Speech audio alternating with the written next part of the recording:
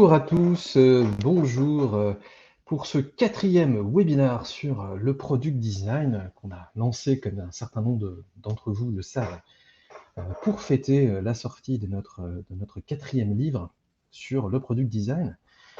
J'ai la chance de recevoir Antoine. Alors Antoine, il a un profil particulier puisqu'Antoine était product manager et il est devenu designer, ce qui fait qu'il pourra nous parler un petit peu des deux mondes et peut-être aussi des a priori que vont avoir les product managers et de façon générale les équipes agiles et de l'autre côté le product designer. Alors, comme d'habitude, je pense qu'un certain nombre de gens le savent, vous allez retrouver le replay sur webinarsportiga.co ainsi que tous les replays de tous les webinars qu'on aura fait ce mois-ci et ça commence à faire un paquet. On n'a plus que deux webinars de ce mois-ci. Les deux auront lieu le 30 avril. Le premier à 11h30 sur l'importance de l'expérimentation dans la stratégie produit, qui est un webinar qu'on co-organise avec AB Testi. Et donc, j'aurai la chance, pour une fois, d'être celui qui répond et pas celui qui pose des questions. Et à 12h30, un webinaire TIGA sur la création d'un design system avec Frédéric Dardion, donc, qui va clore notre cycle de webinars sur le product design. Pour ceux qui ne connaissent pas, nous sommes un cabinet d'experts en product management et en product design. On va faire du conseil essentiellement sur de la strat et de l'organisation de produits, de l'immersion, c'est-à-dire qu'on va placer des numéros 10 en product management et en product design dans les équipes de nos clients, mais juste pendant une saison. Donc en gros, on vous file un Mbappé pendant 9 mois et vous essayez d'en faire le maximum et le but c'est que tout le monde grandisse.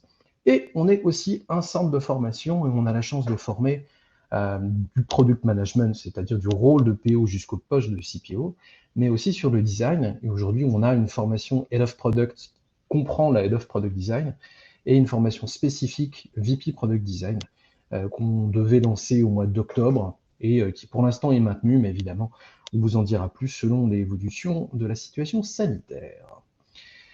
Les webinars font partie de tout le partage qu'on fait chez TIGA. Un certain nombre d'entre vous sont déjà des lecteurs assidus de notre blog. Sachez que vous pouvez aussi vous inscrire à notre newsletter.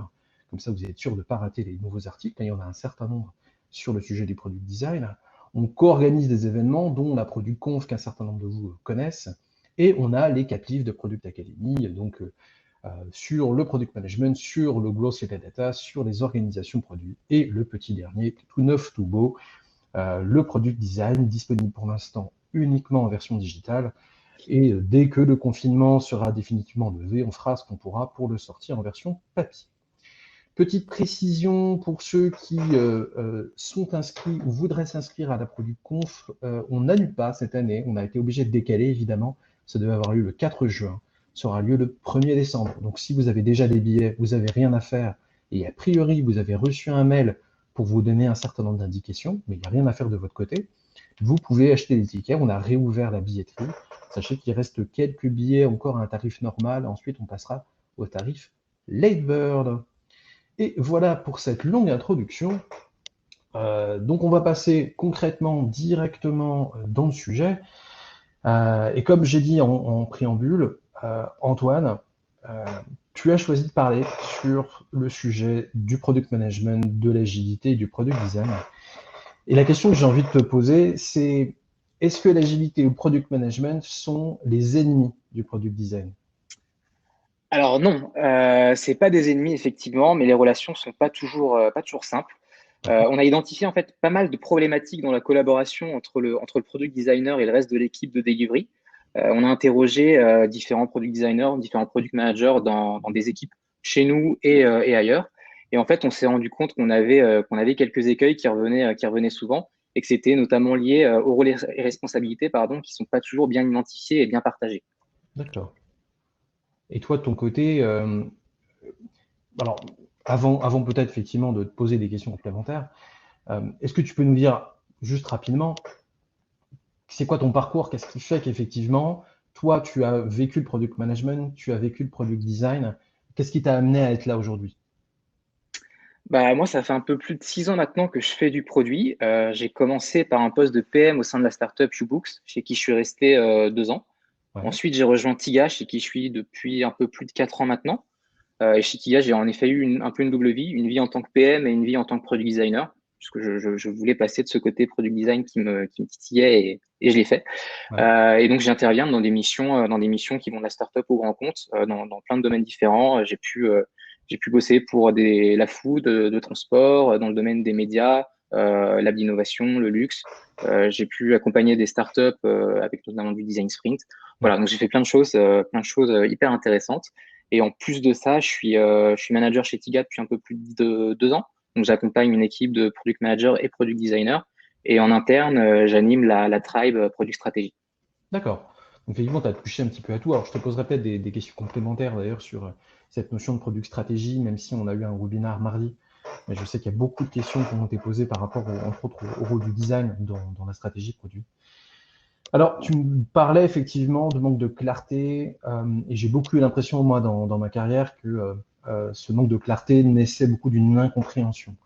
Et j'aimerais bien profiter du fait que tu aies connu en fait, les deux casquettes. Je vais te demander de prendre d'abord la casquette de PM. Quand toi, tu étais product manager, cette incompréhension, elle se matérialisait comment?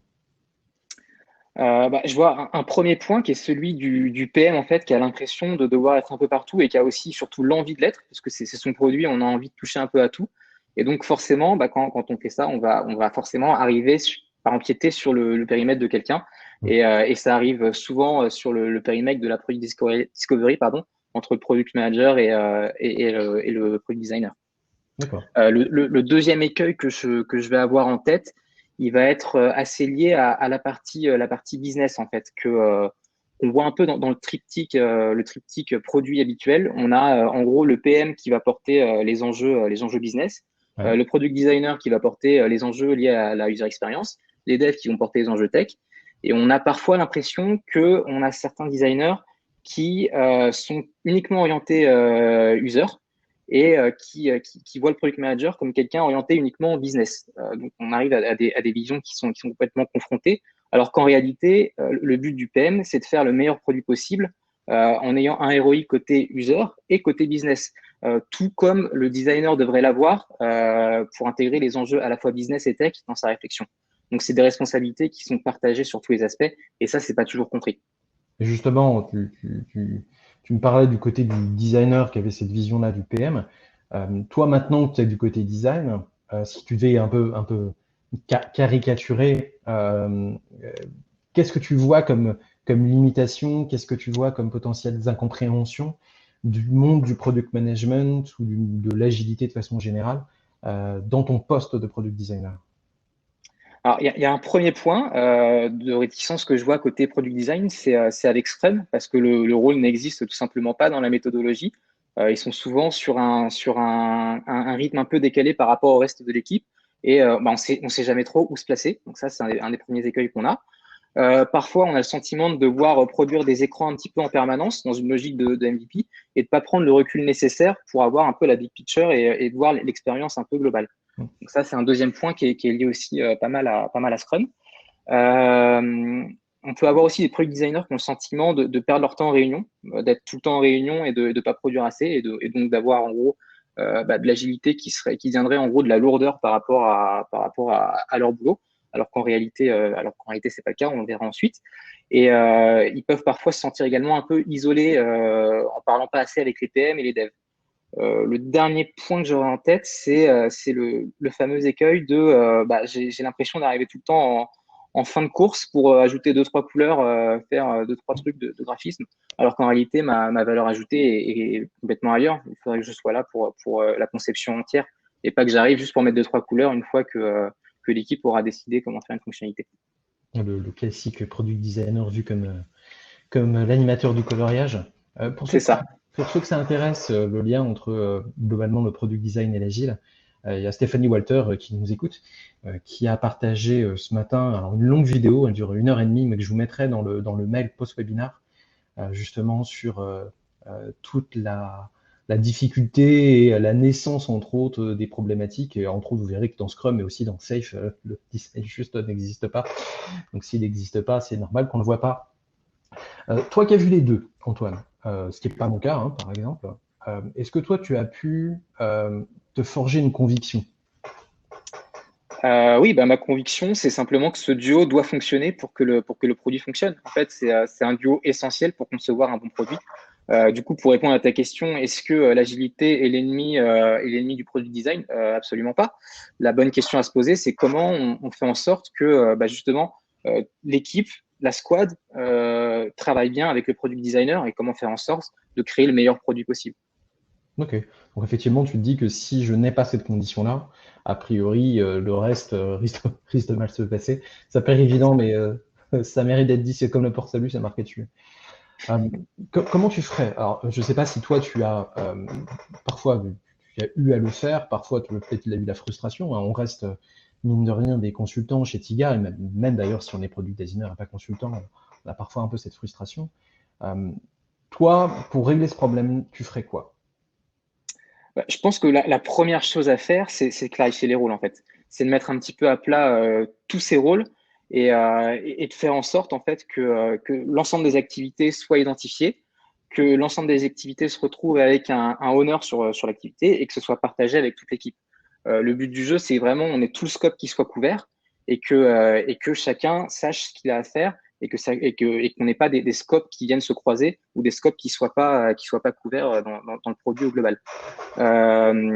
Du coup, afin de répartir un peu ces rôles, on a différentes choses qu'on peut faire. Il y a notamment le diagramme de veine qu'on peut mettre en place. On peut mettre en place également un RACI. Donc l'objectif, c'est vraiment ce que je viens de vous dire, c'est poser l'ensemble des activités, identifier selon les compétences et les envies de chacun où on peut placer chacun sur les différentes activités et que ce soit vraiment en fin d'atelier couvert sur l'ensemble du scope et partagé avec toute l'équipe. J'en profite pour dire que responsabilité ne veut pas dire que je le fais seul. Ça Ouais. veut dire qu'on a l'ownership de l'activité, mais qu'elle peut être faite à plusieurs. Ok, très clair. C'est vrai que j'ai l'impression que, de façon générale, pas que dans nos rôles, que cette incompréhension naît beaucoup du fait qu'on reste dans l'implicite, que les choses ne sont pas explicitées et que finalement, moi je reste de mon côté à penser en tant que PM que j'ai telle responsabilité, toi en tant que designer, finalement la même chose, mais comme c'est pas explicité, on n'identifie pas forcément la cause de la friction. Euh, Tu me parles du diagramme de Venn, donc je vois bien le type d'atelier que ça peut être. Est-ce que tu as éventuellement un guide, c'est-à-dire en gros un guide, même si je dois évidemment l'adapter à ma situation, mais qui me permette de mettre un peu tout le monde d'accord. Alors effectivement, comme tu l'as dit, ça s'adaptera à chacune des situations et c'est comme on l'a vu sur le point précédent, souvent on va essayer de poser la vision et selon chaque organisation, en fonction des compétences et des envies, ce sera différent. Nous, ce qu'on a essayé de faire dans le livre, c'est de poser une vision un petit peu type pour une équipe qui ne saurait pas par où commencer. Commencer par là et après itérer en fonction de ses besoins. Et du coup, nous, on s'est basé sur le double diamant qu'on utilise en design thinking. Et on a découpé un peu les activités en fonction de ces deux diamants. Donc, sur le diamant des opportunités, on va retrouver le PM qui va en gros donner une vision, qui va s'occuper de la market research, qui va Ouais, s'occuper du road mapping, et après, on va avoir une responsabilité qui va être partagée entre le product designer et le product manager sur toute la priorisation du discovery, la user research, le benchmark. Et donc là, ces activités vont se répartir soit entre les deux, soit les deux vont participer à l'activité. Encore une fois, je connais peu de product designers et de product managers qui ne voudraient pas rencontrer leurs utilisateurs. Donc généralement, on le fait ensemble. En tout cas, c'est comme ça que je le fais dans mes missions. ouais, Sur l'autre diamant, la partie solution, on va avoir un product designer qui va être en gros en charge de tous les ateliers de conception, toute la partie de sketching, le prototype, toute la partie UI, les user flow, donc toute la partie vraiment de conception. La partie de test et de priorisation va pouvoir être portée à la fois par le product manager et à la fois par le product designer. C'est ouais. très important que le product manager soit présent pendant les tests. En tout cas, moi, je pense que c'est un vrai plus. Et enfin, on va avoir un product manager qui va être responsabilisé évidemment sur son backlog et sur les US qu'il va devoir rédiger. Ce sera lui garant là-dessus. Est-ce que, question peut-être de Béotien, mais est-ce que ça va marcher dans tous les contextes, cette répartition ou pas? Alors non, ça marche pas dans tous les contextes, encore une fois. Hein. Il faut le faire en bonne intelligence, il faut être pragmatique. Ce qui marche bien, c'est de s'adapter à chaque organisation. Euh, Nous, ce qu'on propose, c'est vraiment une vision type qu'une équipe doit s'approprier et après remettre en place à sa sauce, en fait. Le plus important, ça reste vraiment que l'ensemble du scope soit couvert et que ce soit partagé avec le reste de l'équipe. Si déjà on couvre ça, on a beaucoup plus de chances de faire un bon produit. Alors, là, on parle vraiment de product designer en tant que poste par rapport au reste de l'équipe. On a vu entre autres hein, dans les webinars dont on a déjà fait, entre autres sur l'organisation aussi de design, qu'il pouvait y avoir ces profils spécialisés. Alors, user researcher, il existe depuis longtemps, mais de plus en plus aussi du X-Writer. Alors, le but, c'est pas de revenir sur la définition de chaque rôle, hein, on a déjà fait, et pour ceux qui sont intéressés, évidemment, il y a Internet et il y a le PA4 dont vous pouvez télécharger, dans lequel on revient sur ces définitions. Mais dans ce schéma-là, si j'ai des profils spécialisés, où ils vont se placer? Est-ce qu'ils vont forcément empiéter sur par exemple, ton double diamant? Alors, effectivement, dans les organisations qui sont un peu plus importantes, on peut parfois retrouver des profils spécialistes. Donc là, tu en as cité quelques-uns côté UX, mais ça peut être aussi côté data, côté growth. Ça peut être vraiment dans différents domaines. Et en fait, ces profils spécialisés, ils vont simplement venir prendre le lead sur une activité qui est soit aujourd'hui couverte par le product designer ou le product manager ou un autre membre de l'équipe, soit prendre une nouvelle activité qui n'était pas couverte jusque-là. Généralement, ce sont des profils qui sont dans des équipes un peu transverses et donc il faut bien identifier en amont les besoins qu'on va avoir vis-à-vis d'eux pour pouvoir anticiper au mieux et que ça s'intègre le mieux possible à la fois de son côté et du côté de l'équipe. Et j'en profite puisqu'il y a Solène qui pose une question. Alors, comme tout le monde, hein, vous pouvez poser des questions dans les questions. On va y répondre à la fin de petit échange qu'on fait avec Antoine qui va durer une demi-heure, enfin encore 25 minutes, on va dire 25 minutes. Mais je regarde quand même vos questions en direct. Et donc Solène pose la question justement de qui doit animer ces ateliers, que ce soit l'atelier de diagramme de veine ou que ce soit le double diamant. Est-ce que c'est le rôle du Scrum Master, quelqu'un d'autre? Voilà, c'est quoi ta réponse? Ma réponse, c'est que si on a un Scrum Master, généralement, c'est lui qui va s'occuper de cet aspect. Après, ça peut être à l'initiative de soit du product designer, soit du product manager. En réalité, le principal, c'est que ce soit fait. Généralement, c'est fait quand on se rend compte qu'il y a des problématiques, que c'est remonté soit en direct, soit en rétro. Et l'action qu'on prend, c'est on va clarifier les rôles. Et c'est si un Scrum Master, évidemment, c'est porté par lui, puisque ça rentre dans ses attributions. Mais encore une fois, ça peut être le product manager, ça peut être un développeur, ça peut être n'importe qui dans l'équipe. D'accord, très clair. Mais si ça te va, j'aimerais qu'on vienne un peu à l'agilité, qu'on centre sur Ouais. l'agilité. Et entre autres, ce que tu disais d'ailleurs, hein, tout au début, qu'il y avait une frustration parfois des designers par rapport à nos notions de réunion. Et c'est vrai que l'agilité, peu importe la façon dont on voit l'agile, il y a souvent beaucoup de rituels. C'est quoi le rôle pour toi des designers là-dedans? Alors, comme on disait là en début de session, le rôle de product designer n'existe ni dans Scrum ni dans Safe parce que c'est des méthodologies qui sont très orientées delivery. Du coup, on peut vraiment se poser la question effectivement de la place du product designer dans ce modèle. Ce qu'on pense, c'est que le product designer doit trouver sa place au sein de l'équipe et au sein du cycle du produit. C'est hyper important. Ça sera encore une fois différent dans chacune des organisations, mais il doit se battre pour avoir sa place et être vraiment identifié et faire partie du cycle complet.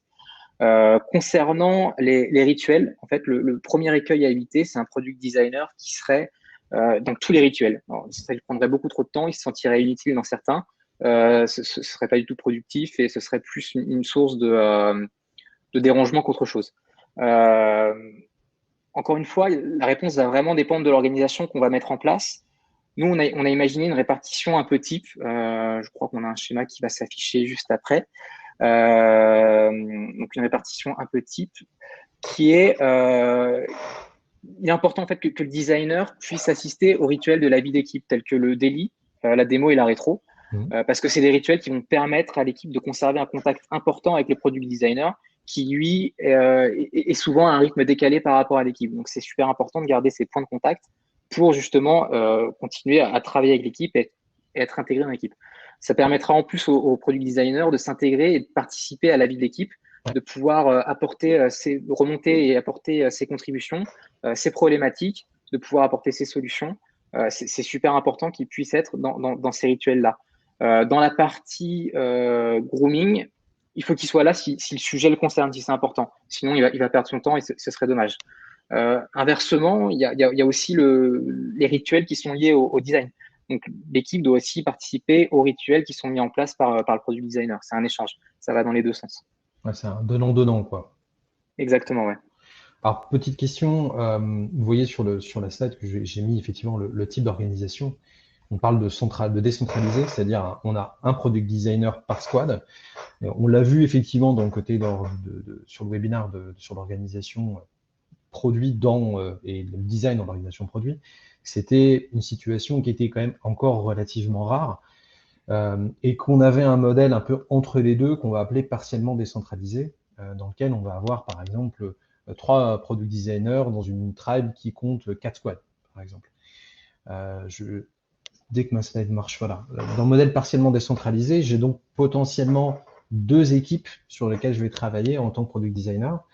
Est-ce que tu peux nous expliquer, en dehors du schéma de qu'est-ce qui va être important, où est-ce qu'il faut que je sois en tant que product designer, quand est-ce que c'est optionnel et quand est-ce que ça sert à rien? Alors effectivement, dans l'organisation un peu type qu'on pousse dans le PA4, on retrouve ce modèle-là, donc un product designer qui serait au niveau de la tribu avec d'autres product designers. Et donc on a eu de longs débats là-dessus, on s'est vraiment posé la question, on a vraiment interrogé beaucoup de PM et de designers sur ce point. Et ce qui nous a semblé être le plus probant dans cette situation, encore une fois, c'est soumis à modification selon les contextes, hein, mais c'est que le product designer, en gros, identifie sa team référente, donc la team avec laquelle il va avoir le plus d'épiques, le plus de travail, le plus d'interactions, et qui suivent en fait le mode de vie de cette team. Donc en gardant les mêmes rituels que lors du point précédent, donc qui sont la rétro, la démo et les délits. Parce que ça nous semble important de garder toujours un lien avec une équipe. L'idée, c'est effectivement de s'adapter ensuite pour les autres rituels en fonction des besoins et des opportunités, comme on le voit sur le schéma, au niveau des autres équipes et de la sienne.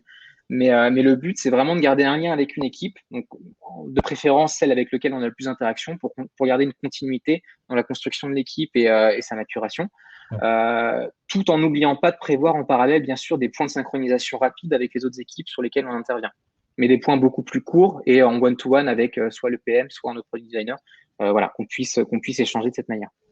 Alors, j'ai insisté sur les rituels. Il n'y a évidemment pas que les rituels. Est-ce que tu as d'autres points, par exemple, qui te semblent nécessaires ou moins utiles pour avoir une meilleure collaboration entre le product designer d'un côté et l'équipe? Bah, en fait, plus le product design sera intégré dans l'organisation produit, mieux ça sera. Et ça passe par plein de choses. En fait, pour aller plus loin, il faut notamment intégrer les éléments de design dans la definition of ready et la definition of done. Je crois qu'on a un schéma là-dessus également qui va s'afficher. Ça a été le cas sur l'une de mes missions, par exemple, chez USNCF. On a remis complètement à plat l'organisation et on a intégré en fait la partie design dans le flux au complet. C'est-à-dire que c'était intégré dans notre definition of ready, dans notre definition of done. On avait sur le Kanban toutes les étapes design qui étaient visibles. On avait tout le cycle de discovery qui était présent sur notre Kanban. Et donc, du coup, le design devenait complètement incontournable. On ne pouvait pas passer outre ou l'avoir un peu de côté. C'était complètement intégré à l'équipe et intégré à notre produit.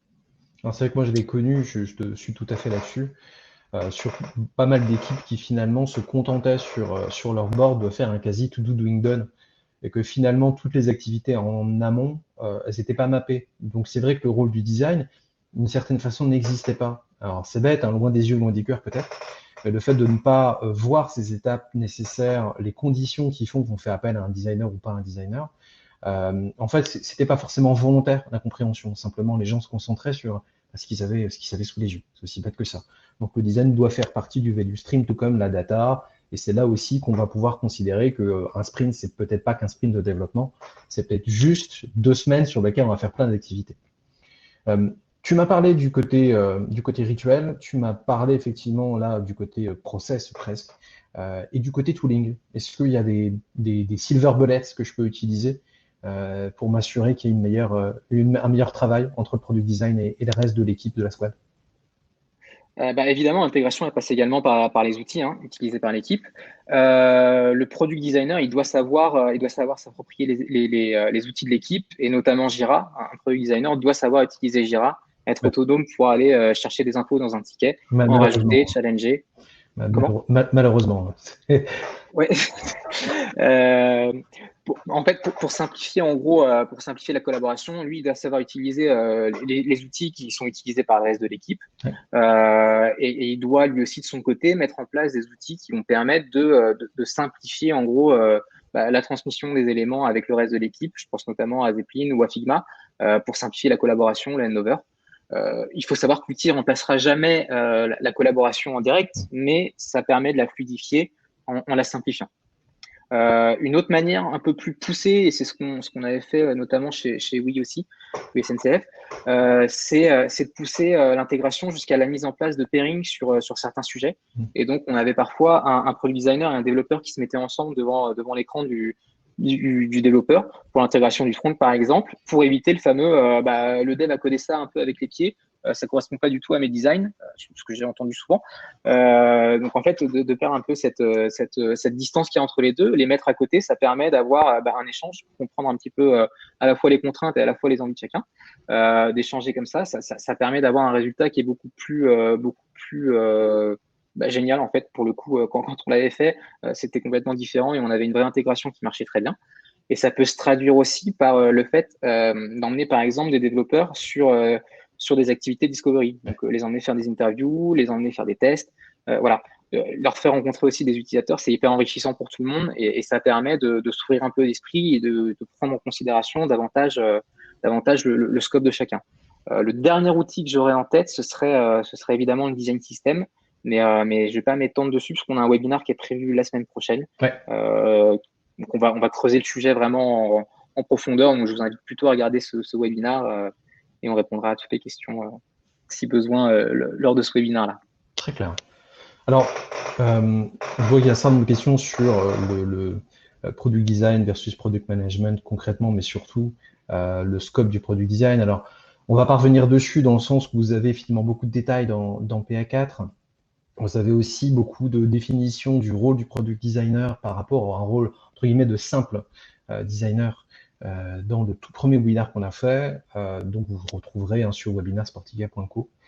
Au cours de ce webinaire, justement, on a défini, Mathias a défini les 5 grands critères qui, d'après lui, faisaient un product designer. Donc, je vous les mets d'ailleurs dans le chat.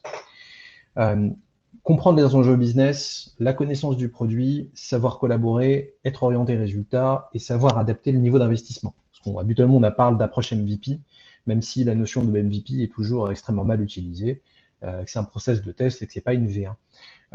Les deux derniers m'intéressent particulièrement parce que le côté orienté résultat, orienté finalement ROI, et la notion de potentiellement de faire du minimum ou de faire juste ce qui semble être rentable, c'est pas forcément quelque chose de très naturel pour le design.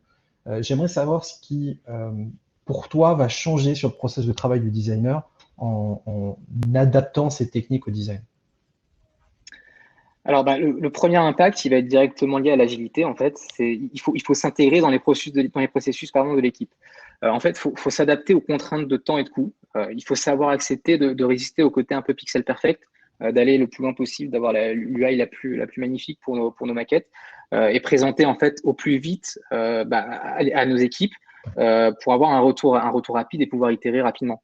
En fait, c'est éviter aussi de décider seul d'investir une semaine sur un sujet dans son coin pour faire de la recherche ou du design. En fait, c'est à l'équipe de décider dans son ensemble sur quoi on va investir du temps et c'est au product manager justement de trancher ce sur quoi on va passer du temps.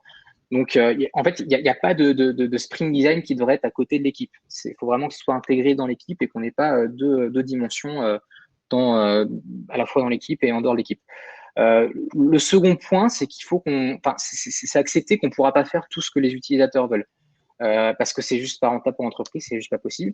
Ce qui ne veut pas dire qu'on va laisser l'expérience de côté, qu'elle doit être mise de côté au profit de la rentabilité. J'ai notamment certaines entreprises qui ont fait de leur expérience qualitative un vrai avantage concurrentiel.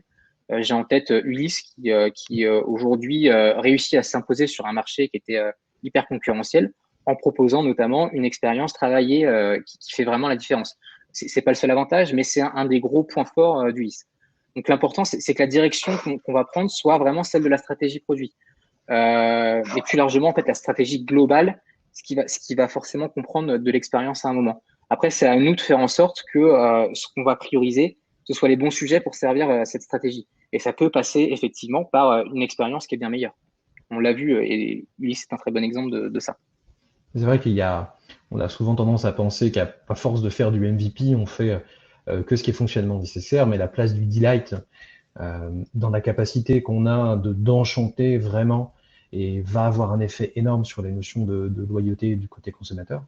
Et c'est vrai que c'est aussi à nous de prouver à nos stakeholders de façon générale que ça a une rentabilité si on a une stratégie de différenciation. Et c'est vrai que le produit peut amener une différenciation, mais faut-il encore que ça soit partagé par tous et pas juste par le design ou juste par le produit. Alors, on va arriver, il est 13h02, on arrive au bout de notre demi-heure. Si tu devais résumer les 3 grands messages que tu aimerais absolument faire passer aujourd'hui dans cette collaboration product design, product management et de façon générale squad agile, ce serait lesquels? Le premier, c'est vraiment de clarifier les rôles. Je pense que c'est vraiment le plus important, c'est de poser à plat vraiment cette vision et la partager pour être vraiment intégré dans le travail de l'équipe et être visible à tous les niveaux. Le deuxième point, ça va être de s'adapter vraiment à l'organisation, d'être le plus flexible possible et d'aller dans le meilleur sens pour, quitte à faire évoluer ensuite l'organisation, mais de tester des choses et être le plus flexible possible. Et enfin, d'être toujours présent pour l'équipe et d'être, encore une fois, très intégré. Ça passe par différentes choses, comme on l'a vu, mais il faut que vous soyez vraiment dans l'équipe et que vous ne soyez pas à part de l'équipe dans une organisation de design qui serait complètement décorrélée du produit et du delivery. Ok, c'est très clair, merci Antoine. Je vais couper le partage et on va passer aux différentes questions qui nous ont été posées. Alors, la question qui a été le plus upvotée, hein, vous pouvez continuer à en poser pendant la demi-heure qui nous reste, évidemment, et à upvoter les questions qui vous semblent les plus importantes. La première question, c'est Mathieu Renaud, qui est l'off de Product and Design de Brigade, qui est un de nos habitués des webinars. Comment tu insères un sujet pur design, optimisation UX, suitabilité ou visual refresh, dans le flux de sujets de product management? Et je sais qu'effectivement, Mathieu a souvent l'impression, pour en avoir discuté avec lui, que les product managers vont systématiquement prioriser les sujets produits par rapport au sujet design. Alors pour le coup, moi je pense que le design fait complètement partie du produit et que une bonne expérience va servir le business. Je citais Ulysse, il y en a d'autres, hein, mais je pense que c'est les sujets design sont des sujets produits comme les autres et qui doivent être qui doivent être priorisés de la même façon. Et que en réalité un PM va pouvoir prioriser des sujets de design tout comme il prioriserait des sujets de business. Encore une fois, le product manager, il n'est pas uniquement garant des sujets business. Il doit prendre aussi en compte cet aspect et il doit la valoriser puisque une bonne expérience permet de faire un bon produit. Ok, très très clair pour moi. Mais pour aller un peu plus loin que ça, et je vais aller un peu sur une autre question qui est assez liée, certaines personnes, pour être sûres finalement d'arriver à pousser des sujets qui ne soient pas que delivery, vont faire un backlog discovery ou un backlog design. Séparé en termes de temporalité. Qu'est-ce que tu penses de cette approche-là? Alors, pour le coup, le rôle du product designer dans la partie discovery et plus stratégie. En fait, ce qui me semble être intéressant, c'est que dans le discovery, en fait, il me semble évident que le product designer a un rôle à jouer, notamment sur la user research, d'où l'importance d'avoir un backlog discovery. C'est pour ça que généralement, on met en place une logique de dual track agile quand on fait nos sprints côté design. C'est-à-dire qu'on va prendre une partie de discovery dans le sprint et une partie de run qui est beaucoup plus liée à ce qu'on va avoir prochainement.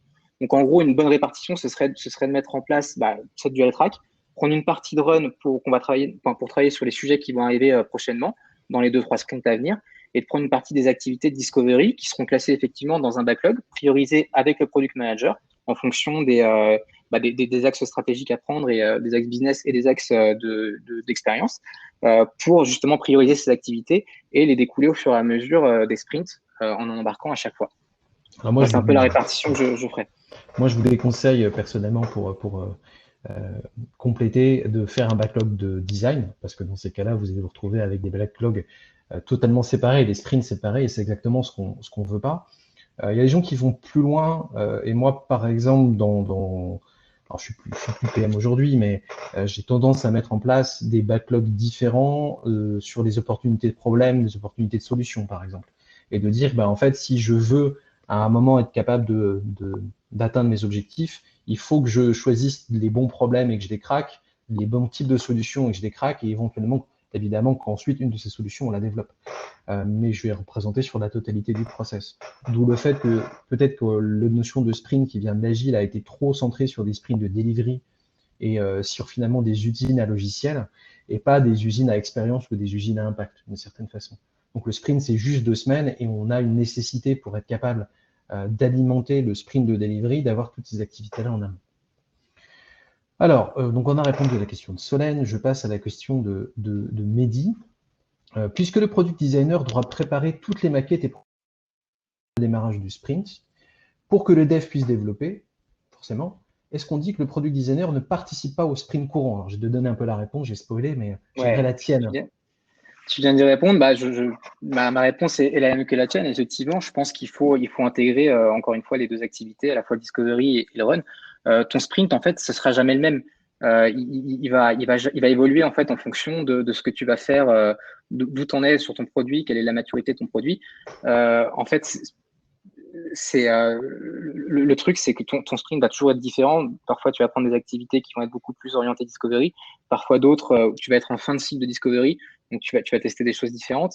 Mais en réalité, il faut toujours garder les deux en parallèle et intégrer. Voilà. En revanche, il faut toujours être dans les mêmes sprints que le reste de l'équipe.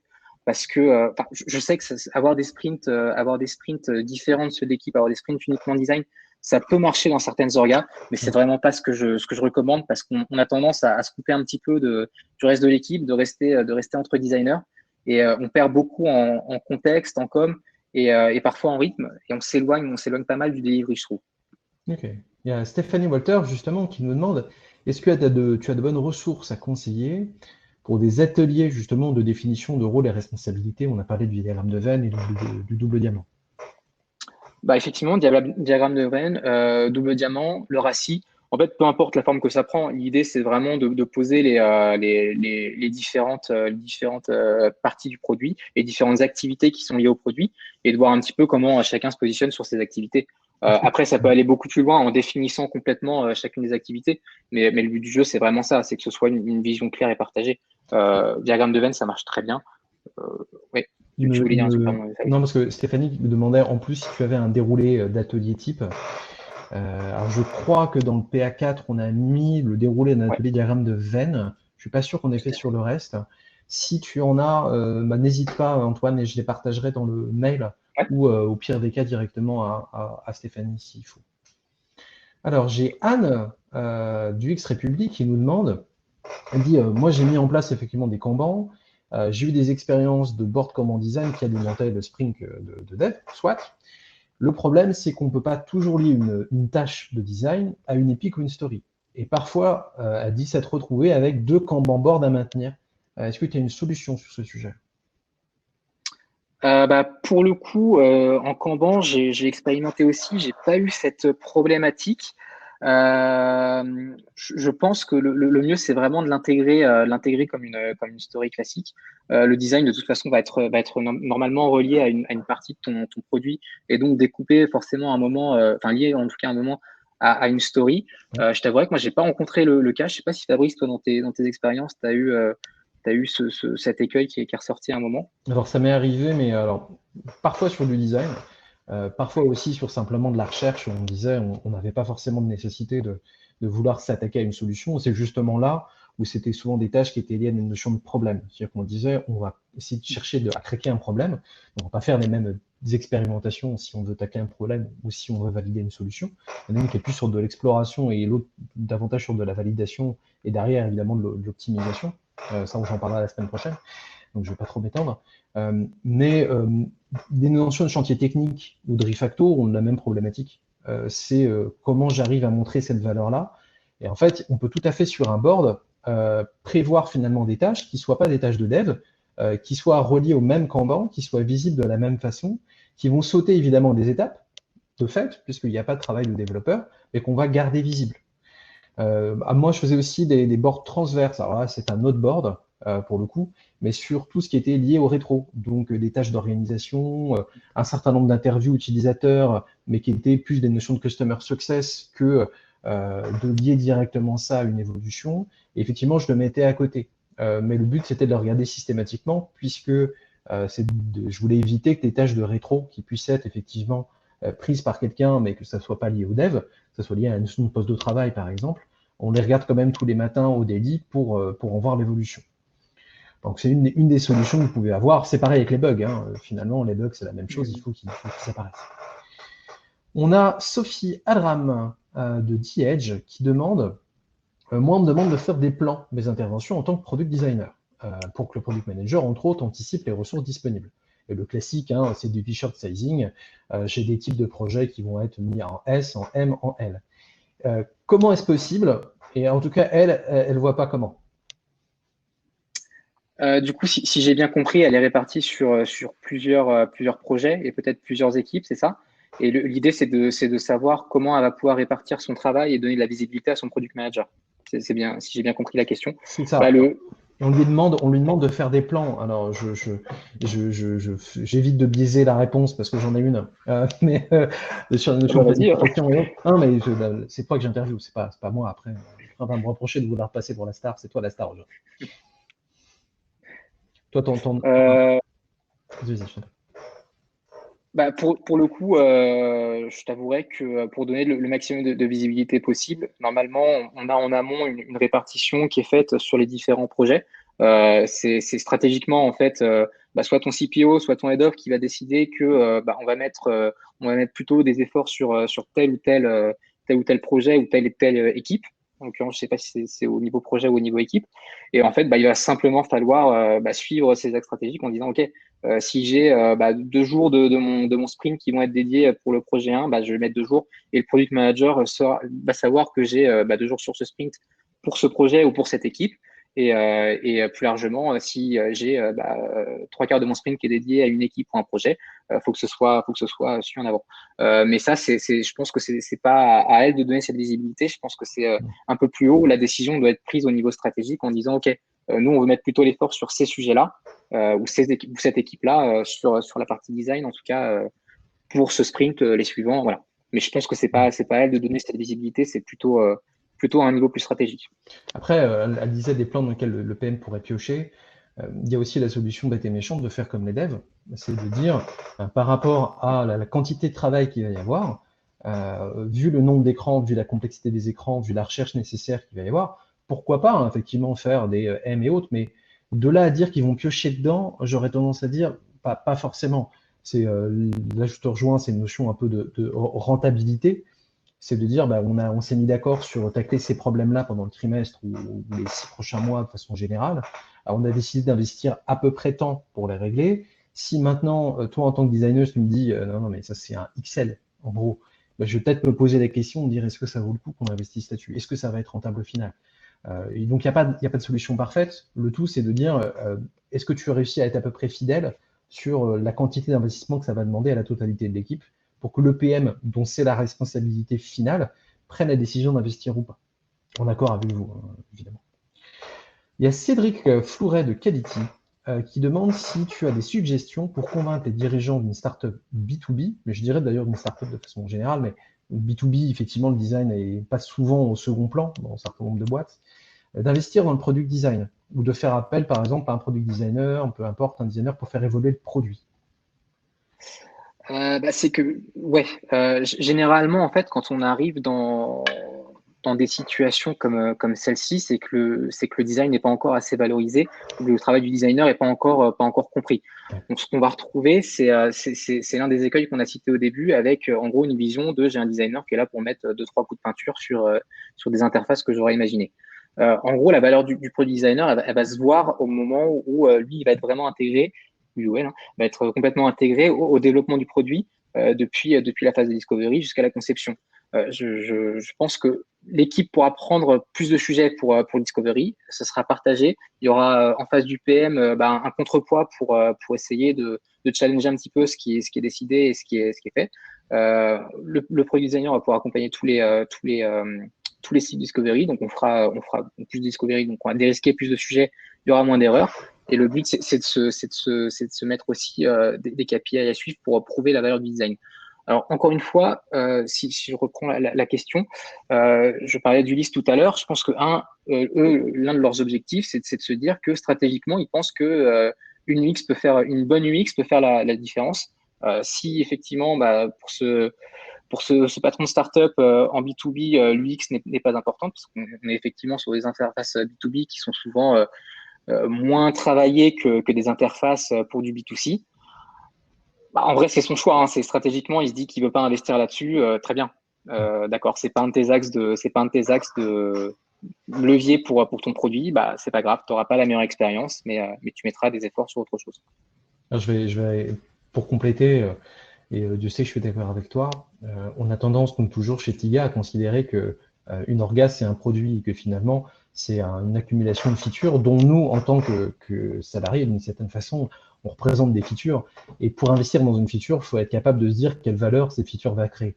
Et les notions d'impact du design, même si nous, on en est intimement persuadés, sinon on ne serait pas en train de parler là tout de suite, on n'aurait pas fait un bouquin sur le sujet. Si vous êtes là, c'est que vous en êtes aussi persuadés. Sinon, c'est que vous n'aviez rien à faire ce midi, mais j'espère. Je sais que le confinement est dur, mais ça deviendra un peu triste. C'est qu'il faut trouver des moyens de valoriser le design, les design, qu'on soit capable de montrer quelle valeur on crée ou quelle valeur on aurait plus si demain on n'avait plus de design dans l'entreprise. Et ça, c'est un côté purement factuel. Et je suis désolé, ça fait un peu industrialisation de design. Mais c'est dire, on doit être capable de prouver une hypothèse de valeur.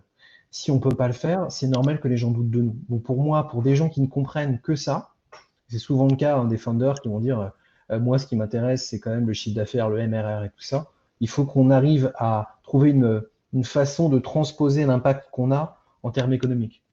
Sinon, effectivement, je pense qu'on a perdu d'avance. Alors, je passe à la question de David de Linkurious. Beaucoup d'outils de collaboration Scrum sont effectivement très orientés dev. Alors, Jira, je ne vois pas de Redmine et autres, encore Jira en comparaison, il est presque supportable. Est-ce que tu as des exemples d'outils qui fonctionnent bien, en plus de Zeppelin par exemple, ou de Figma, pour la collaboration développeur-designer? Moi, j'allais te dire justement Figma parce que c'est ce j'ai un peu quitté Sketch pour Figma parce que justement, je trouve que ça facilite énormément le handover avec notamment les développeurs et le reste de l'équipe. Je pense que c'est un outil qui a été très, très bien pensé, qui fonctionne bien. Et moi, ce serait vraiment l'outil que je conseillerais pour avancer dans cette direction. Je peux essayer de penser à d'autres outils qu'on mettra dans le mail, mais en vrai, dans la stack que j'utilise aujourd'hui, ça va être Zeppelin et Figma, parce que j'ai pas besoin de plus en réalité. Voilà. Si pour les tests à distance, à la limite. Mais non, sinon, pas d'autres outils, en réalité, ça suffit amplement. Mais évidemment, il y a en plus du design system. Mais on a dit qu'on n'en parlait pas trop aujourd'hui. Mais en vrai, le meilleur outil, ça reste quand même le design system. Ouais. Alors, vous avez des outils low-tech, le fait d'avoir à côté du board les maquettes, d'essayer de faire alors, ouais, évidemment le wireframe, mais aussi userflow, les wireflow, qui sont un mélange entre le wireframe et le flow. C'est des choses qui sont intéressantes pour que les gens se rappellent qu'on est en train quand même de construire un chemin pour des vraies personnes et que on a des points de fuite, qu'on a des points de friction et autres. Et c'est ça qu'on est en train de construire. Et ça, vous pouvez tout à fait l'afficher à côté du board, je vous le conseille, enfin, c'est une des meilleures pratiques que j'ai pu voir, dans lequel plutôt que de parler théorique ou de parler de ticket Jira, on se réunit autour du design. Et d'ailleurs, on peut se réunir le plus tôt possible autour du design, par exemple, pour craquer des sujets, savoir si on s'est trompé, par exemple, en tant que PM, donc on fait des specs, c'est difficile de savoir dans quelle direction on va. Et on voit, et c'est quoi la quantité de travail qu'on pourrait estimer, est-ce qu'on a bien découpé et autres. C'est un vrai outil low-tech, vous imprimez les trucs et vous les mettez. Après, moi, je fantasme sur le fait d'avoir un mapping complet. Moi, j'appelle ça un product model que je fais en formation lead PM. Je serai peut-être en lead design un jour si c'est moi qui fais la formation, qui ressemble un petit peu à ces notions de wireflow, mais en rajoutant les chiffres, les émotions et les motivations, qui soit finalement un espèce de blueprint constant du produit du côté interaction utilisateur. Donc, on ne va pas sur le blueprint avec la partie tech. Encore une fois, pour revenir à, on est en train de travailler sur quel chemin, pour qui, pourquoi. Ça permet d'avoir cette notion de collaboration puisqu'on travaille tous pour le même problème, on n'est pas chacun sur nos outils. Donc de temps en temps, la low-tech, c'est certainement la façon la plus simple de pouvoir discuter. Et aucun outil, ce que je disais tout à l'heure, ne remplace une bonne discussion. Donc les PM qui écrivent des tickets sur Jira et qui les balancent aux devs, ou les designers qui écrivent des trucs sur Sketch ou Zeppelin et qui les balancent aux devs, Bah non, c'est un moyen, mais c'est un moyen, encore une fois, de discuter. Et parfois, on a tendance un peu à l'oublier tellement on a d'outils dans tous les sens. J'ai Je peux faire une petite Bien sûr, je recommandation, t'en si prie, je tu t'en veux, prie. d'outils pour le prototyping que j'utilise et qui est assez peu courant, qui s'appelle Protopie, que je trouve très très bien. Je vous invite à le tester. Il y a des interactions qui sont super intéressantes. C'est assez simple d'utilisation et ça fonctionne bien. Donc voilà, petit Il y tips a, pour vos protos, ça marche bien. et Marie-Aline, la Head of Product Design de Weekend Desk, qui effectivement parle de Miro, qui est un Miro, outil à la base ouais. de mind mapping et qui a beaucoup évolué, que nous on utilise beaucoup hein, depuis un certain temps et d'autant plus maintenant avec le remote chez TIA, autant pour nos tribus que pour prioriser nos backlogs par rapport à nos OKR. Donc c'est un outil qui est assez génial, qui a le seul défaut que c'est que le offline n'est pas géré. J'ai quelques questions supplémentaires que j'aimerais te poser, Ouais. si ça te va, parce que c'est des problématiques que moi j'ai beaucoup vues. Euh, Qu'est-ce que tu fais si ça se passe mal en tant que product designer avec le PM, avec les devs, même avec ton boss ou le CPO? Est-ce que tu as des clés pour pouvoir régler ces problématiques de friction personnelle? Yes. Alors, bah déjà, il faut essayer de comprendre d'où vient le problème. Est-ce que c'est un problème de perso, une personnalité qui passe pas? Est-ce que c'est un problème de périmètre? Est-ce que c'est un problème de vision? Donc, clarifier un peu ces points, les mettre un peu à plat. Ouais. Essayer de proposer pardon, des solutions un peu gagnant-gagnant. Et le meilleur moyen de résoudre le problème, c'est quand même d'en parler directement à la personne, ou alors en rétro. C'est aussi un rituel qui est prévu pour ça. Donc, remonter le point. Si vraiment on n'arrive pas à trouver de solution en direct, bah, on peut passer par son manager. Je sais que c'est un point qui te tient à cœur, Fabrice, mais effectivement, le manager est là pour ça. Euh, voilà. Je pense qu'il faut garder en tête aussi que bah, le product manager est là aussi pour trancher. Même si on n'est pas toujours d'accord avec lui, c'est quand même lui qui garde bah, le point final sur la priorisation et sur le fait de trancher sur certains points. Ok. Alors, c'est un peu lié à la question de Cédric. D'ailleurs, soit dit en passant, Stéphane Delbecq est aussi un vieux du produit, qui est un ancien CPO, entre autres, qui a travaillé chez AXA, chez Atus, chez Finacad, et qui maintenant, si ça vous intéresse, est indépendant. La question de l'orga et au-delà des notions de valorisation du design, c'est qu'est-ce que je fais lorsque moi, en tant que product designer, je suis persuadé qu'une autre orga serait meilleure ou qu'une autre façon de travailler serait meilleure, et que celle qui existe ne me convient pas. Qu'est-ce que je peux faire? Bah déjà, on va essayer de comprendre ce qui te convient pas dans cet orga. Enfin, en fait, identifier un peu quels vont être les freins, quelles vont être les conséquences de cet orga sur ton travail et sur ton produit. Ça va être la première chose. Donc, soit tu arrives à t'adapter en faisant au mieux pour travailler dans de bonnes conditions et convaincre petit à petit de changer les choses. Soit tu as le poids nécessaire pour arriver à faire changer l'orga, mais ça, c'est très rare. Enfin, en tout cas, j'ai jamais vu. Le meilleur moyen, c'est peut-être d'essayer d'aller voir son head of ou son manager pour essayer de comprendre un petit peu pourquoi cette orga a été mise en place, pourquoi elle a été choisie, ce qui te donnera peut-être un peu plus de contexte, ce qui te permettra de mieux appréhender peut-être certains points, de toi remonter les points de douleur que tu aurais identifiés au début en disant, OK, moi, les problèmes de cette orga par rapport à mon travail et par rapport au produit, ce sont ceux-là et faire en sorte que ces points soient pris en considération et qu'on puisse peut-être adapter un peu l'orga de cette manière. Ok, Moi, c'est en très tout cas clair. comme ça que je le ferai. Il y a Martine d'Europecar qui nous dit, est-ce que le designer est la personne qui capitalise toutes les infos fonctionnelles sur le produit en fin de build, ou comment est gérée la documentation post-delivery, sachant que justement, bah, on a beaucoup d'outils différents. Bah, pour moi, là, je pense que la responsabilité est partagée. Le product manager a son rôle à jouer là-dedans, tout comme les développeurs sur la partie technique. Après, le meilleur moyen, ça reste encore le design system, hein. Je pense que ça fait office de doc et la meilleure des docs, parce qu'on a tous les éléments qui sont présents. Après, ça dépend de ce que tu veux mettre dans ta doc, mais je pense que chacun est responsabilisé sur son périmètre. C'est pas le truc d'un seul rôle. C'est pas uniquement le product designer ou uniquement le product manager. Il faut que ce soit vraiment partagé et chacun a sa place à jouer là-dedans. C'est vrai qu'aujourd'hui, vous avez des outils, alors Confluence, on le connaît, hein, évidemment, lié à Jira, et qu'il faut avoir un outil que tout le monde peut compulser. Autant nous, en tant que concepteurs de ces produits, penser à la personne qui potentiellement va récupérer notre spec un jour, si on s'en va, si on change de spec, on devient manager ou n'importe quoi.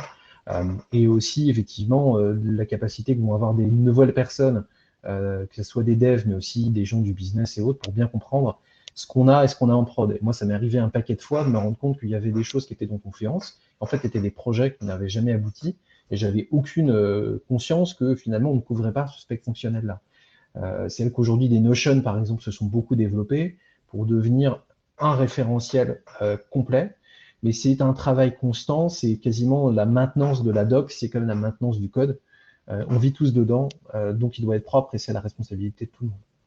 Il y a Stéphane, donc le vieux du produit, je me mets dans les vieux, hein, Stéphane, si ça peut te rassurer, qui demandait, est-ce que selon toi, tout type de société, stage business, stage organisation, slash industrie, nécessite un product designer? Bah non, ça va dépendre de ton produit en fait. Il y a des produits qui n'ont pas du tout besoin de designer. Je pense à des produits qui seraient full back, qui seraient pas de front par exemple.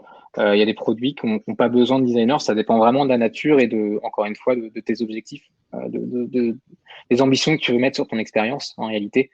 Il y a des produits qui n'ont pas du tout besoin de front pour le coup. Ok, Donc non, effectivement, c'est pas pour toutes les industries et pas pour tous les produits. ok, c'est très clair. On arrive au bout. Merci Antoine. Avant de finir, il y a quelque chose dont on n'a pas parlé, mais parce que c'était pas forcément le sujet du bouquin de PA4. Il y a aussi le rôle du designer dans l'éthique. Et c'est vrai que de façon générale, le design a toujours été beaucoup plus en avance sur la réflexion sur l'éthique, entre autres peut-être parce qu'il y a beaucoup de designers qui viennent plus de cursus de ce qu'on appelle des sciences molles, donc de l'ethno, de la socio, de la psycho, de la philosophie aussi parfois. Rappelez-vous quand même que le rôle aussi du design, c'est peut-être le garant. Et même si le product manager doit demander aux stakeholders pourquoi, c'est aussi le rôle du designer de dire pourquoi on irait là. Et puis, what could go wrong? Vous restez en tant que designer, je dis ça en tant que CPO, les gardiens sur le terrain de ce genre de pratique, parce que de façon générale, vous êtes plus ouvert à ce genre de sujet que ne sont les product managers ou les devs. Alors même si ça a tendance à changer. Sachez qu'on fera sûrement un jour un bouquin sur le sujet, ce sera notre PA5. Mais comme c'est un sujet qui me porte particulièrement à cœur, je tenais à finir le webinaire là-dessus.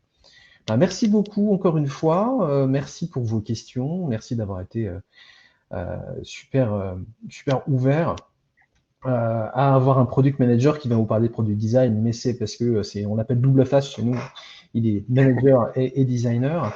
On vous enverra un mail donc avec toutes les sources qu'on vous a partagées, avec un lien aussi pour télécharger PA4 si vous ne l'avez pas déjà fait, ça vous évitera de le chercher sur Internet.